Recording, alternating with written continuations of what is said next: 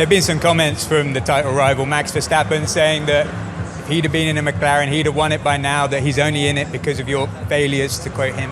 How do you read those comments? Is it mind games? Is this just Formula One? I think I enjoy the banter and the conversations, and I think those are drivers winding each other up, which is normal in sport. You think about boxing and the commentary they all have towards each other. I don't take it too seriously. What would you do if you discovered that your own team could be sabotaging your Formula One career? How would you react if the engineer you blindly trust hides a secret that drags you to the back of the grid? The 2025 Abu Dhabi Grand Prix was supposed to be a celebration. The majestic closing of a season that, until then, had confirmed McLaren as one of the most solid structures in the championship. The MCL39 arrived as a machine feared by everyone, and its consistency from the first race positioned it as the aerodynamic benchmark of the season. Lando Norris was leading the championship and was about to culminate a historic campaign. Oscar Piastri, his young teammate, was not far away. Mathematically, he still had a chance of winning the title or, at the very least, securing the Constructors' Championship for McLaren for the second consecutive year. It was, on paper, an announced party. But what happened in the garages of Woking that weekend transformed the celebration into an internal war.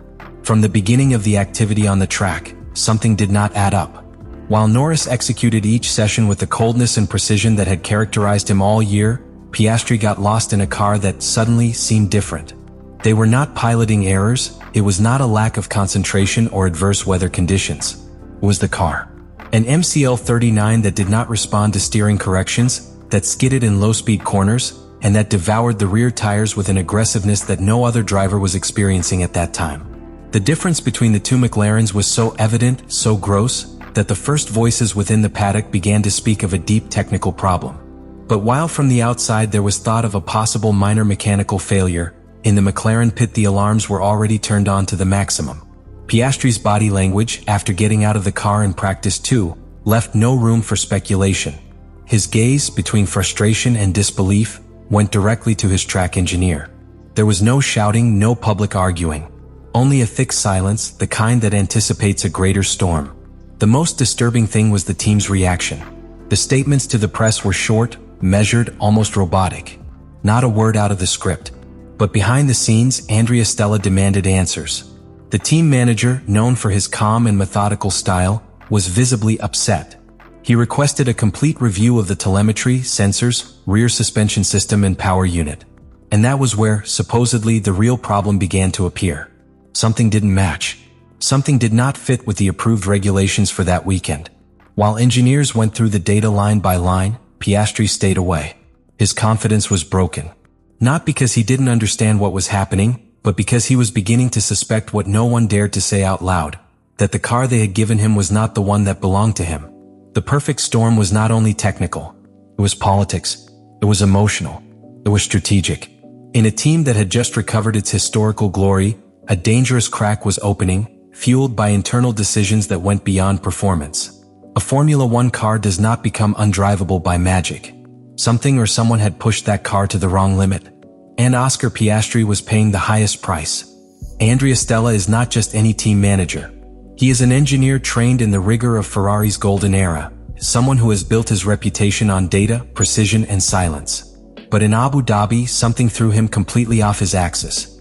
Piastri's inexplicably poor performance had crossed the fine line between technical and unacceptable. And when Stella decided to personally intervene in the analysis of car number 81, it was not by routine.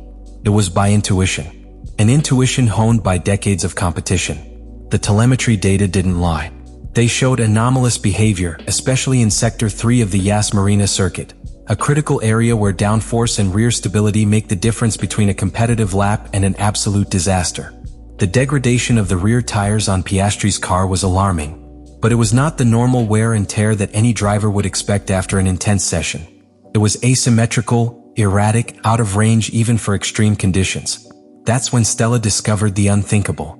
The configuration of the cooling system and the aerodynamic flow on the rear axle did not match that approved in the technical meetings prior to the weekend. Piastri's car had a set of fins, deflectors and chenellers designed for conditions completely different from those in Abu Dhabi. Not only were they inefficient in that circuit, they were counterproductive. The most disturbing thing was that these modifications did not appear in the team's technical record. They were not in the internal emails, nor in the quality control system. It was as if they had been installed by someone operating outside of standard protocol. A ghost component, as some engineers began to call it in whispers, still not wanting to assume the word that everyone feared: sabotage. Stella, furious, demanded an immediate investigation. Not because he believed in conspiracy theories, but because he knew too well how the gears of a Formula One team work. Every component, every piece, every adjustment is documented to the millimeter. Nothing is installed by mistake. If that aerodynamic module was there, it was because someone had deliberately placed it. The scandal was not limited to the technical. It had devastating human implications. Tom Stallard, Piastri's track engineer, was called to testify at an internal meeting. Although his integrity had never been questioned, tensions between departments began to surface.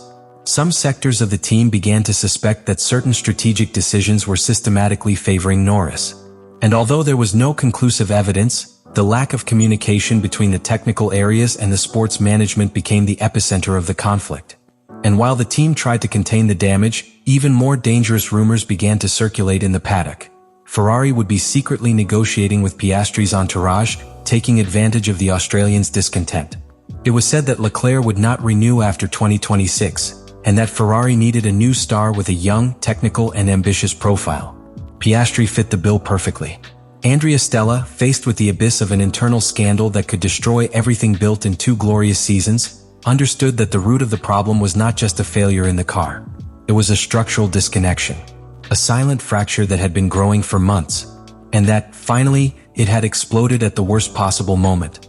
When trust is broken between a driver and his team in Formula One, there is rarely a return. And that was exactly what happened inside McLaren at the end of Friday's day in Abu Dhabi. What began as an isolated technical failure ended up revealing itself as a deep fracture between departments, between priorities, and even between people who until recently shared a common vision. Oscar Piastri no longer trusted his engineers. And although Tom Stallard, his track engineer, was defended internally by the staff, the emotional rift between the two was already evident. For the rest of the weekend, radio communications were cold, limited, almost mechanical. Piastri asked for answers. Stallard offered data. But the data was no longer enough. The relationship had been emptied of humanity. Andrea Stella, aware of the magnitude of the scandal, tried to remain calm in front of the media. But inside, the discourse was relentless. It required a complete internal audit of the technical protocol, from component assignment to supervision during installation sessions. He wanted to know not only what had gone wrong, but who had allowed it. Because in Formula One, mistakes don't happen in a vacuum. There are always those responsible. The real problem for McLaren was not the isolated Abu Dhabi scandal. It was what that incident reflected: an imbalance in the internal management of the team. All season, media attention had revolved around Lando Norris, the championship leader, the visible face of Woking's revival.